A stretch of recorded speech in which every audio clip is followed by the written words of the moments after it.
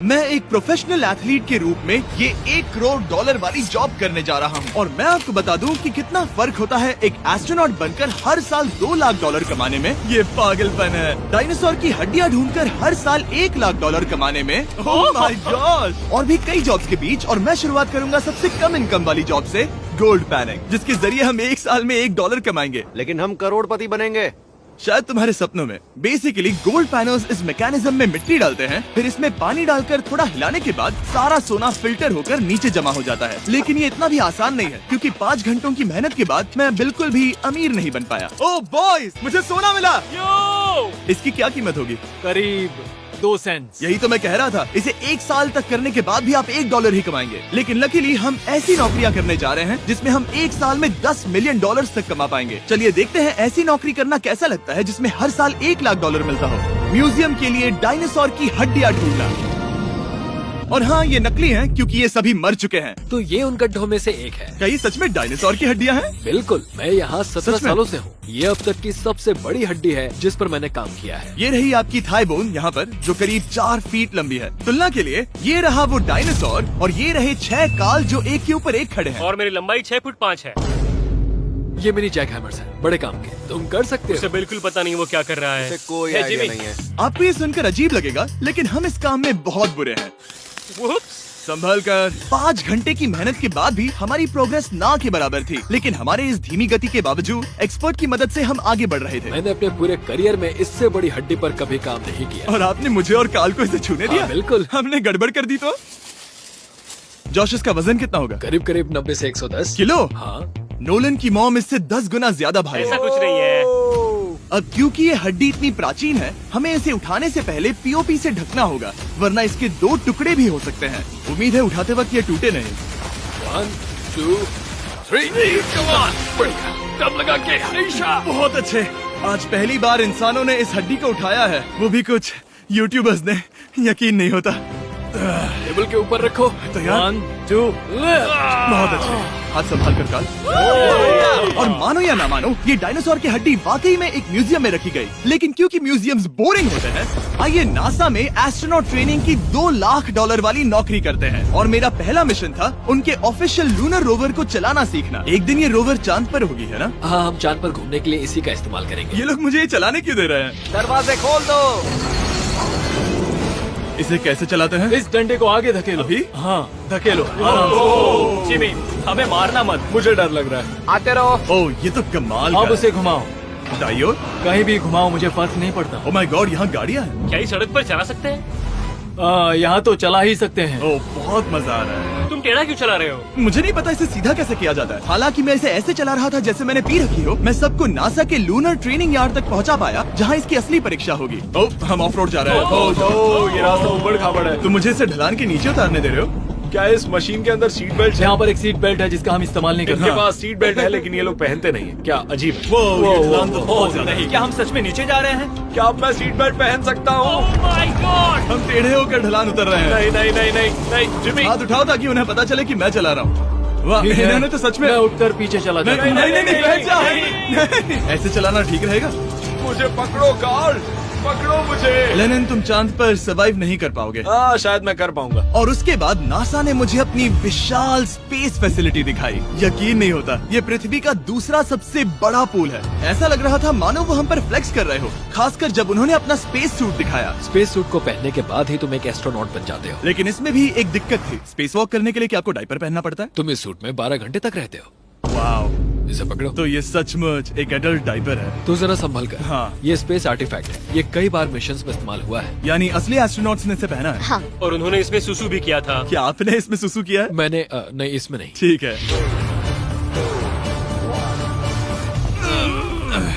तो बताइए अगला मिशन कब है? क्या तुम 1 साल बाद फ्री रहोगे? मैं समय निकाल लूंगा। Okay okay. और मेरी ट्रेनिंग के आखिरी स्टेप में मैं एक कमाल की चीज करने जा रहा हूँ। उन्होंने मुझे चांद को छूने का परमिशन दिया। थोड़ा दम लगाकर खींचूं क्योंकि इसका वजन 4000 किलोग्राम है। ये 4000 किलोग्राम का है। जोर से। वाह, ये कमाल का पूरी दुनिया में इससे बड़ा मून रॉक कलेक्शन कहीं भी नहीं है। यकीन नहीं होता वो हमें ये करने दे रहा है। तुम जानते हो ना हम बस एक यूट्यूब चैनल है। ओह माय गॉड, ये किसी जमाने में चांद पर हुआ करते थे। क्या मैं इस जेनेसिस रॉक को छू सकता हूँ? बिल्कुल नहीं। कल हमने एक डायनासोर का फॉसिल खोजा था, इसलिए मैं इसमें एक्सपर्ट हूँ। Okay. क्या आप छू सकता हूँ? नहीं। मैंने कोशिश की। यहाँ मौजूद ये मटेरियल असल में चांद की मिट्टी है। Oh my God. तुम इस वक्त वास्तव में चांद को छू रहे हो। ओह, ये तो कमाल है। तो इस ट्यूब में चांद की मिट्टी रखी गई है और इसे अब तक खोला नहीं गया है। और अगर ये सच है तो हो सकता है उसमें एक एलियन भी हो। हाँ, वो पहला होगा चांद पर। कहाँ से तुमने कहा मुंह से? और ये जानने के बाद कि एलियन सच में होते हैं, हम अपनी अगली नौकरी के लिए स्ट्रेटोस्फीयर की ओर गए, जहाँ कार्ल और नोलन ने प्लेन उड़ाया। मैंने पहले कभी प्लेन नहीं उड़ाया। हमें पता नहीं हम क्या कर रहे हैं। फ्लाइट ट्रेनिंग के पहले दिन पर आपका स्वागत है। मैं मजाक नहीं कर रहा। बॉयज को एक असली प्लेन उड़ाने के पहले बस एक बार इस फ्लाइट सिमुलेटर में प्लेन को लैंड करवाना होगा। तो ये रहा हमारा थ्रॉटल। पीछे खींचने पर प्लेन धीमा हो जाएगा। Oh my God. और लगातार एक के बाद एक ओह गॉड। नोलन की क्रैश लैंडिंग के बाद तुमने प्लेन को क्रैश कर दिया। उसने सक्सेसफुली लैंडिंग कर ही ली, जिसके बाद पता नहीं क्यों उसे इस प्लेन को चलाने के लिए चाबियां दी गई। यो, मुझे डर लग रहा है। अगर तुम ये नहीं कर सकते नोलन तो प्लीज भगवान के लिए इन्हें बता देना। ओह माय गॉड, मैं एक प्लेन उड़ाने वाला हूँ। Oh my God. ठीक है, क्या तुम तैयार हो? मैं तो बचपन से ही तैयार हूँ। Full throttle. अप्रोचिंग 60। थोड़ी डगमगाहट है, लेकिन अब लीवर को पीछे खींचे। हम टेक ऑफ कर रहे हैं। बहुत अच्छे। ओह माय गॉड, तुम्हारी जिंदगी मेरे हाथों में है। वो सच में इस पूरे प्लेन को अकेला उड़ा रहा है। हाँ, मैंने तो छुआ भी नहीं है। टर्बुलेंस की वजह से कभी क्रैश नहीं होता है ना। दरअसल अब देखो, मैं दाएं मुड़ने वाला हूँ। नहीं। दाएं मुड़ा। ओह माय कमाल गॉड, प्लेन टेढ़ा हो गया। यकीन नहीं होता, मैं इस चीज को कंट्रोल कर रहा हूँ। देखो मेरा जादू। रुको। ओह नहीं, ये क्या? बेवकूफ, मैं तुम्हारी जान ले लूंगा। अब हम उस तरफ जाएंगे और फिर तुम प्लेन को लैंड करो। ओह माय गॉड, मैं भूल गया। हाँ, अक्सर लोगों को यही सब याद रखने में दिक्कत होती है। ठीक है, हम नीचे जा रहे हैं। मुझे डर है तुम कहीं हमें ऊपर ना पहुंचा दो। सिमुलेटर पे हर बार प्लेन मेरे से यहीं पर क्रैश होता है। ओह गॉश। हम यहीं लैंड करेंगे, इस रनवे के ऊपर। Oh my God. आराम से। हम कुछ ज्यादा ही नीचे है नहीं? इसकी नाक को बिल्कुल बीचों बीच रखना। Oh my God. आराम से। अपना हाथ थ्रॉटल पर रखो। लेवल पीछे खींचने से पहले थोड़ा इंतजार करना। लंबी सांस लो। बहुत अच्छे। हमने लैंड कर दिया। तुमने कर दिखाया। मैंने प्लेन लैंड किया।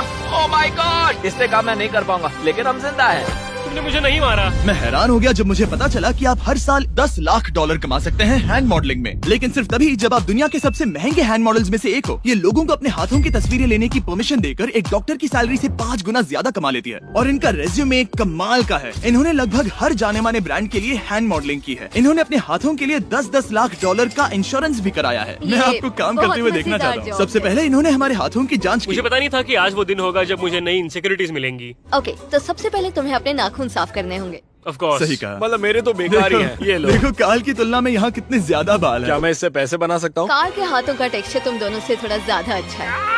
तुम समझे ना? मुझे बदल सकती हो? सच देखो, में? मैं कोई चमत्कार तो नहीं कर सकती, लेकिन जरा तुम अपने हाथ दिखाना जिमी। तुम्हारे हाथ सुंदर है, ये अजीब बात तुम्हारे है। हाथ इतने चमक क्यों रहे हैं? मुझे नहीं पता। क्या मेरी उंगलियों का स्ट्रक्चर अच्छा है? हाँ, बनावट अच्छी है, लेकिन नाखूनों के बीच गंदगी है, स्किन ड्राई है, लेकिन वो सब ठीक हो सकता है। हमारे हाथों पर अभी काफी काम करना था, तो हमने उन्हें शूट के लिए तैयार किया, जो कि मेरे और काल के लिए आसान था, लेकिन लेजर के लिए इतना नहीं। ओह नहीं। तुम इतने बालों के साथ एक कारपेट बना सकते हो। इन बालों ने मेरा पूरी जिंदगी साथ दिया, लेकिन अगर 10 लाख डॉलर कमाने हैं तो ये करना ही होगा। और अब जब मेरे हाथ घिनौने नहीं दिख रहे, हमने एक असली मैगजीन के लिए मॉडलिंग की, और ये तस्वीरें पूरे अमेरिका भर के बिलबोर्ड्स पर दिखाई जाएंगी इन वॉचेस को प्रमोट करने के लिए। मुझे डर लग रहा है। हाँ, लेकिन कोई टेंशन नहीं। ठीक है, मतलब घड़ी तो अच्छी लग रही है। मुझे पहले लगा कि ये आसान होगा, लेकिन हम इस काम में बहुत ज्यादा बुरे थे। ऐसा लग रहा है जैसे ये वॉच एक सांप ने पहनी है। ये तो बहुत मुश्किल है। क्या मैं देख सकता हूँ कि आप ये कैसे करती हैं? ओह, क्या?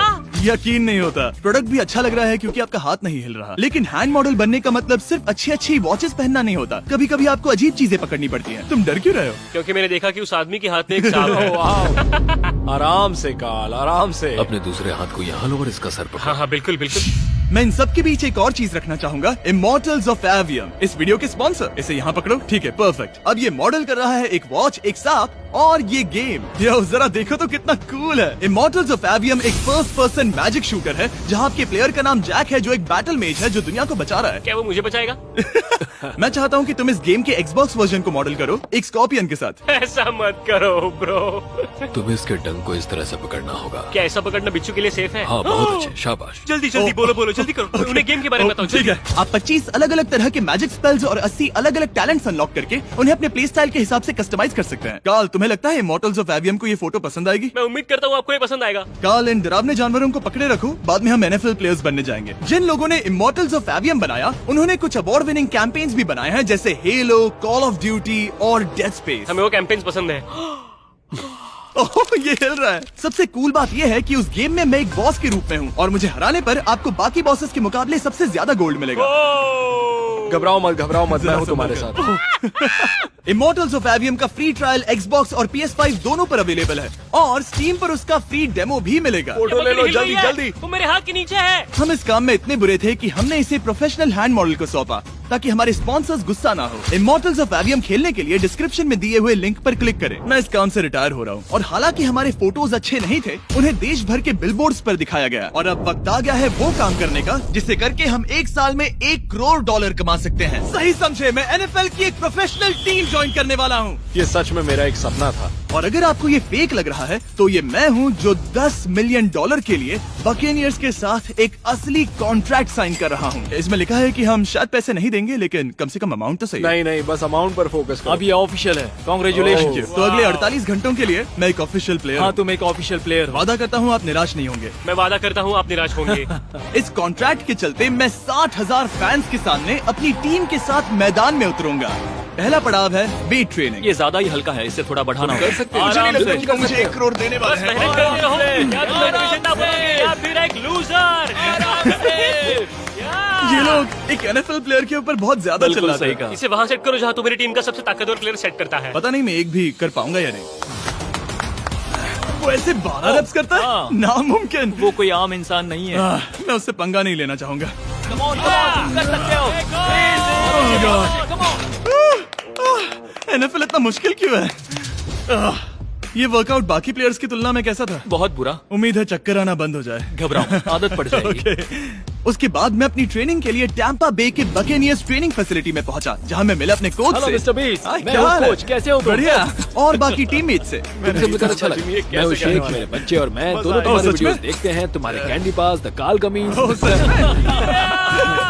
मेरे नए टीममेट्स को यकीन नहीं हुआ कि मैंने उनकी टीम ज्वाइन कर ली है, तो मैंने उन्हें सबूत के लिए कॉन्ट्रैक्ट दिखाया। तुम भी सब तुमने अच्छे से ऐसे ही check कॉन्ट्रैक्ट करो। पर साइन किया था। लेकिन तुम्हारे वाले पर ज्यादा पैसे लिखे नहीं मिले थे। लेकिन इसमें लिखा है कि ये कॉन्ट्रैक्ट सिर्फ 2 दिन का है, उसके बाद ये कैंसिल हो जाएगा। हाँ, इस पे इन यही लाइन्स को लिखा पढ़ना है। जरूरी है। हे, ये असली है, टीम में स्वागत है। जानता हूँ, थैंक यू। ये मेरे नए बहुत टीममेट्स मेहनत करनी होगी। हैं। इनके सामने हम बच्चे लग रहे हैं। ये कितने बड़े हैं। इन दोनों के बीच का फर्क देखो।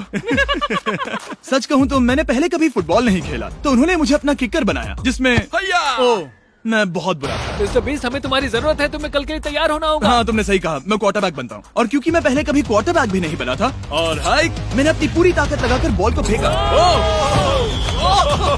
बढ़िया टचडाउन। और मैं आपको बता दूं कि ये वही टीम है जिसके साथ टॉम ब्रेडी ने सुपर बोल जीता था, तो मैंने सोचा उन्हें सरप्राइज दिया जाए। ओ, वो आ गए टॉम।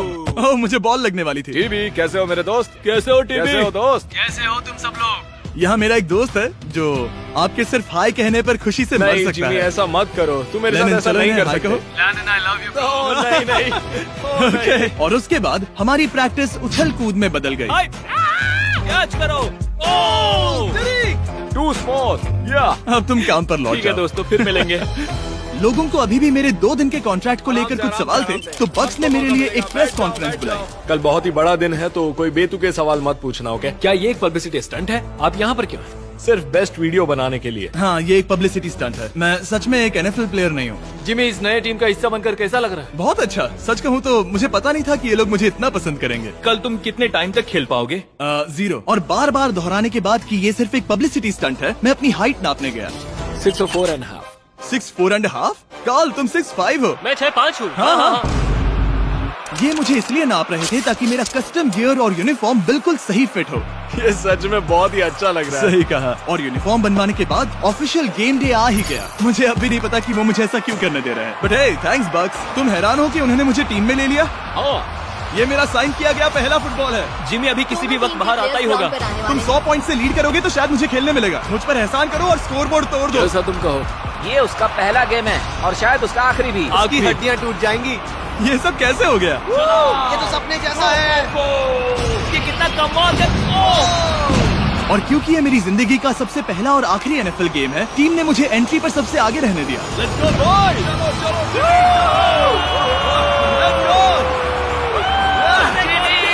ये हमारा दोस्त है। उम्मीद करता हूँ कोई मुझे कुचल ना दे। ये तुम्हारी जिंदगी का सबसे बेस्ट दिन है। मेरी जिंदगी का सबसे अच्छा दिन है ये, जिमी। I love you. ये हमसे आगे निकल रहे हैं। जिमी एक एनएफएल प्लेयर है। क्या हाल है? मैं तुम्हें निराश नहीं करूंगा। हो सकता है मुझे खेलने का मौका ना मिले। I love America. बड़ा प्लेन है। अमेरिका। चलो फुटबॉल खेलते हैं।